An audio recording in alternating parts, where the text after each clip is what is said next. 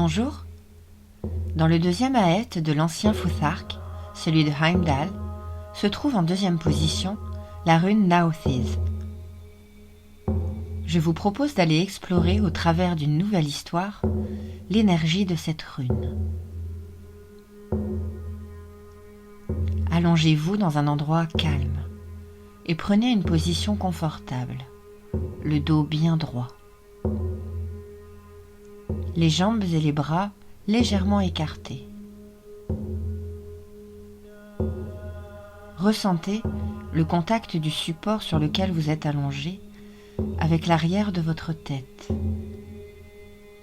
vos épaules, vos bras, votre dos, vos fesses, vos jambes,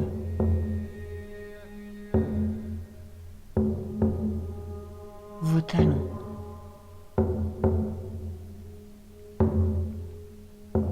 prenez conscience de l'intégralité de votre corps posé sur le support.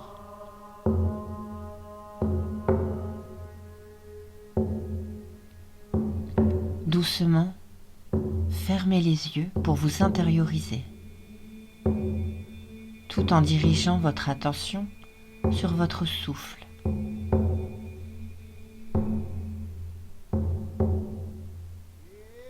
Prenez 3 grandes inspirations et poussez l'expire au maximum pour chasser tout l'air de vos poumons.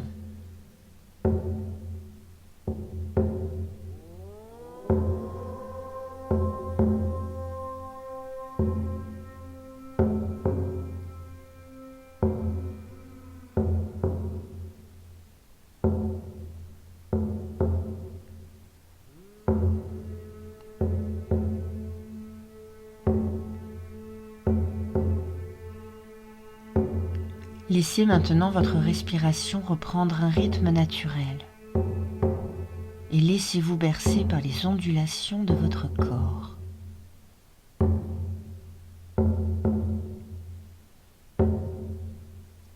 Vous êtes désormais parfaitement détendu, prêt à vivre pleinement ce moment rien que pour vous.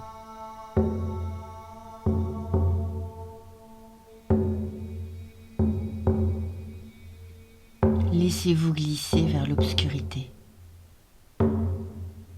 Laissez-vous glisser vers le grand vide, là où tout a commencé, là où tout a été créé, le temps et l'espace.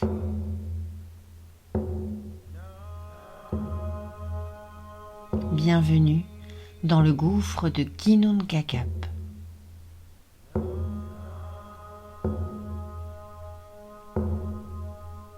Vous apercevez au loin l'étincelle de vie générée par le contact du feu et de la glace créateur. Nous allons dans un souffle profond appeler 3 fois la rune pour la faire naître.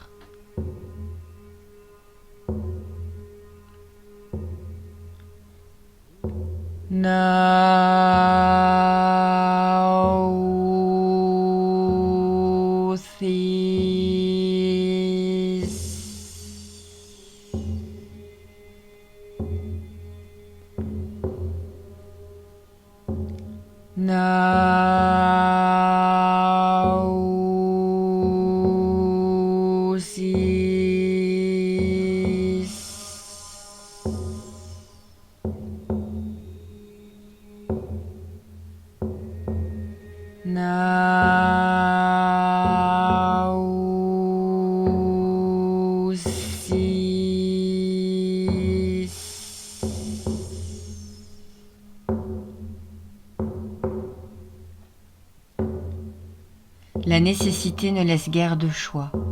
L'homme nu est figé par le froid. Naothiz, rune des Nornes, c'est la rune de la nécessité, de la famine, du feu de la menace à l'équilibre et de l'épuisement par le dépassement de soi. Elle dit « Quoi que tu mettes en place, tes actions seront soumises à la loi du weird et que l'emprise du temps se fera malgré tout. Je suis ce qui te paraît nécessaire. Je t'ouvre la porte de l'invisible qui te viendra en aide quand tu en auras besoin. » La puissance de votre voix donne l'impulsion à l'étincelle de vie qui se transforme en une braise rougeoyante. La rune grandit, grandit encore, tout en se rapprochant de vous, puis s'arrête, vous invitant à la traverser pour passer de l'autre côté et entrer dans son royaume. Vous vous retrouvez allongé sur un sol froid. Il fait noir. Sous vos épaisses mitaines, vos mains sont gelées. Le froid de l'air glacial pénètre profondément vos os. Vous avez dormi quelques heures. Votre corps est douloureux et fatigué. Votre thorax est tendu et votre respiration difficile. Mais les affres de la faim arrivent à vous faire ignorer la douleur. Vous pouvez sentir votre cœur battre dans votre poitrine alors qu'il réchauffe votre sang avec détermination pour garder votre corps en marche. Vous gigotez lentement afin de faire circuler votre sang vers les membres gelés, voulant purement et simplement ressentir la vie dans chaque extrémité de votre corps.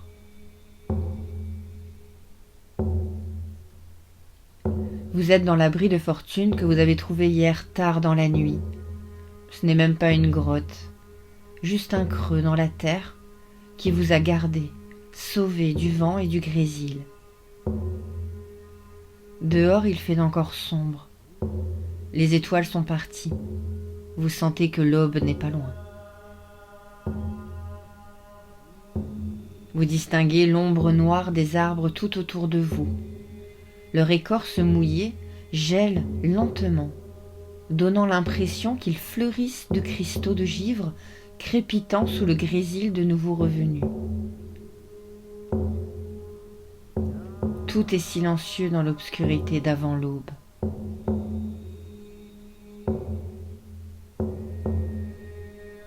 La sensation de faim revient de nouveau. Votre sac à provisions est totalement vide. Alors que la forêt gèle une fois de plus, le bref frisson de vie que le grésil mouillé a apporté disparaît. Ça fait des jours maintenant que vous avez perdu le chemin forestier. Et pour la première fois depuis des jours, vous envisagez la possibilité de ne jamais le retrouver. Repoussant cette sombre pensée au fond de votre esprit, vous secouez vos pieds et reprenez votre progression dans la forêt. Vous êtes de plus en plus faible et tiraillé par la faim. De temps en temps, vos jambes lâchent et vous tombez. Mais vous vous relevez toujours, obligeant votre corps à rester debout et à continuer d'avancer. Un premier rayon jaune apparaît. Le soleil traverse enfin l'obscurité. Vous éprouvez la gratitude de l'avoir vu encore une fois. L'astre vous donne de la force, vous le saluez et le remerciez dans un murmure. Soudain, il illumine devant vous une minuscule habitation. Sans son aide, vous ne l'auriez jamais vue, car ce n'était qu'une ombre perdue au milieu des lianes et des ronces qui recouvrent la maison jusque sur la toiture. Dans un dernier espoir, vous repoussez la végétation et vous frayez un passage jusqu'à la porte que vous ouvrez en poussant de tout votre poids. À l'intérieur, l'air est moisi. Le soleil passe timidement au travers des fenêtres sales. Dans un coin, un petit lit en palette vide. Vous y voyez également une table, L'ancien propriétaire a laissé des coussins, une tasse en étain, des assiettes et un assortiment de pots et de bocaux. Vous enlevez vos mitaines et avec vos mains tremblantes, vous ouvrez les pots un par un, jusqu'au dernier. Ils sont tous vides. Vous trouvez près du foyer une drille, un archer et de l'amadou. Juste à côté de la cheminée, des bûches sont soigneusement empilées à côté d'un seau à charbon.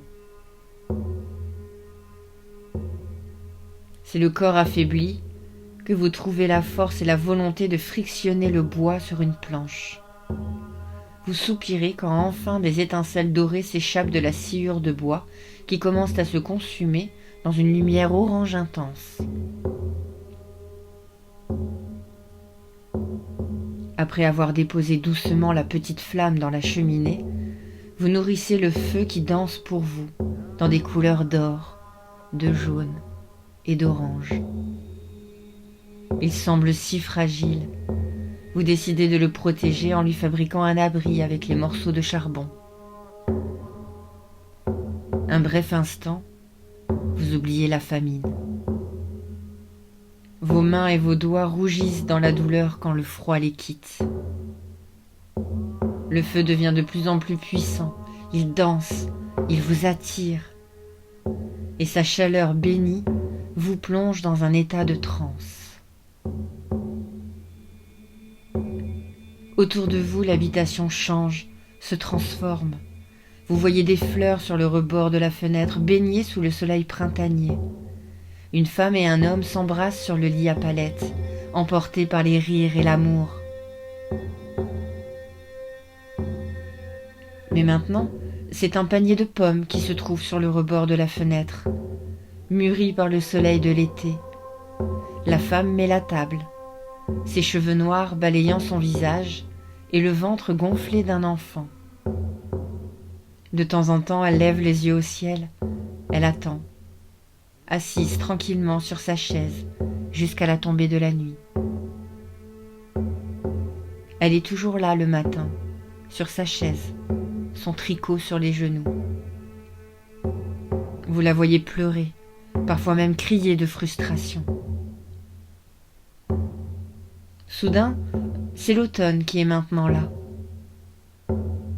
La femme attend toujours son homme, qui ne revient pas. C'est pendant les premières neiges que son travail commence. Elle est étendue sur le lit, le visage contre le mur, perdue dans sa souffrance et son désespoir. Alors que la douleur s'intensifie, elle crie et ses lèvres laissent échapper une malédiction contre son homme, contre elle-même et contre l'enfant. Même si son esprit est en train de lâcher, son corps continue à travailler. En l'observant, vous vous dites qu'il y a quelque chose qui ne va pas, car ça fait maintenant de longues heures que le travail a commencé. La femme est épuisée. Sans pouvoir l'expliquer, l'aide arrive comme par magie. En effet, alertée par les cris, une sage-femme se déplaçant sur cette route traverse la forêt à la hâte pour rejoindre la femme en détresse et comprend sans avoir besoin d'explication comment l'histoire s'est déroulée jusqu'ici. Rapidement, elle attise le feu en chuchotant des incantations. Runes qu'elle écrit sur le corps de la femme, la tenant par les mains, lui disant d'être courageuse. Runes qu'elle chuchote dans la pièce, appelant l'esprit de l'enfant, en l'exhortant à se retourner.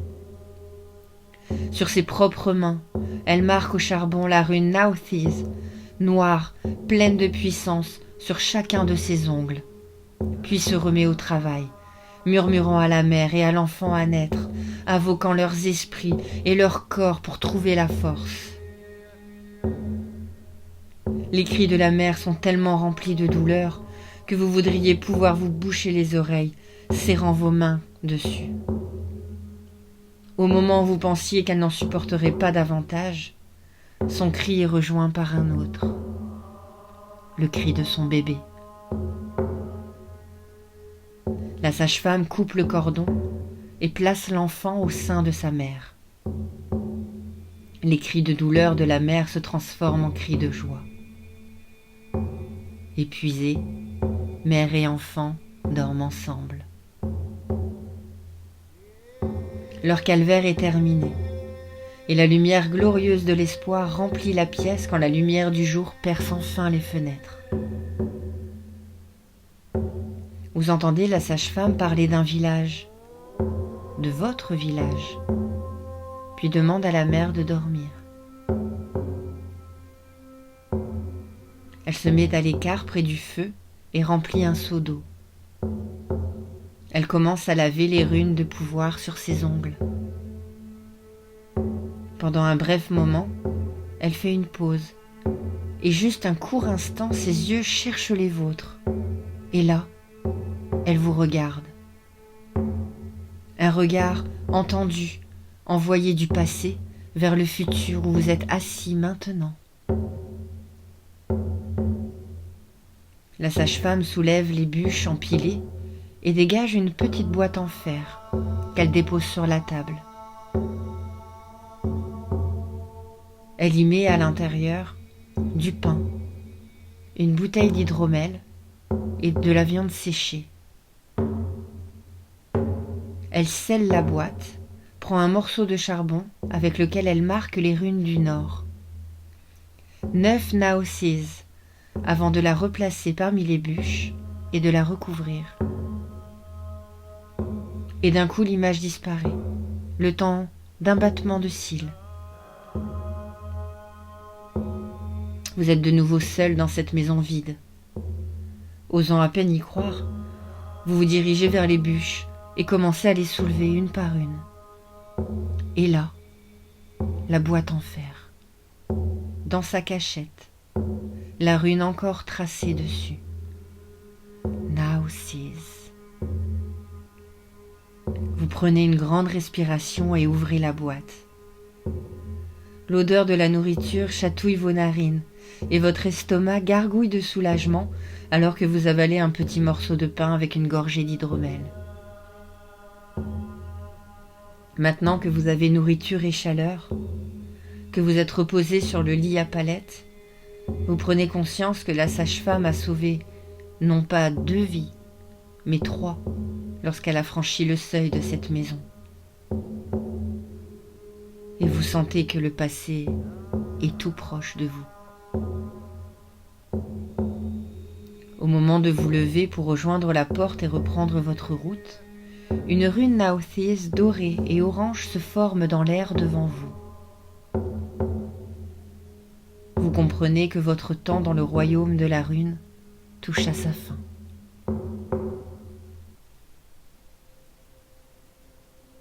Vous vous dirigez vers la rune et la traversez, vous retrouvant de nouveau dans l'obscurité. Vous sentez alors toute l'énergie de Naosis vous envelopper. Vous rendez grâce à la rune et la remerciez pour son énergie et ses leçons apprises.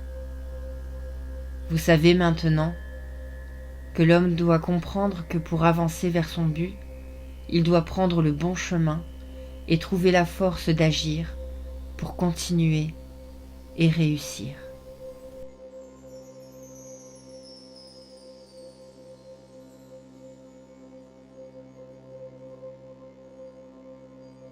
Lentement, vous laissez votre esprit regagner votre corps, en sentant l'obscurité s'estomper tout autour de vous.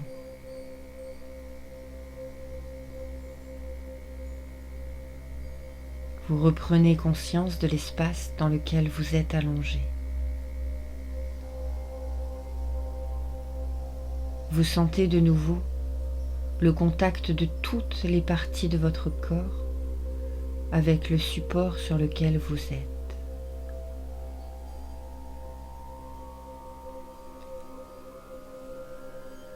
Commencez à bouger chaque partie de votre corps, l'une après l'autre, de vos talons jusqu'à votre tête.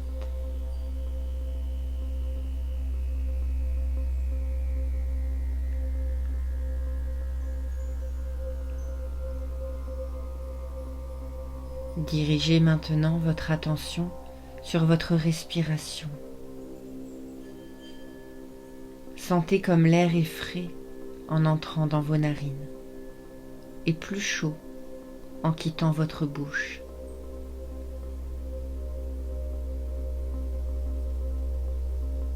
Prenez une grande inspiration et entourez-vous de chaleur et de douceur en vous étirant naturellement.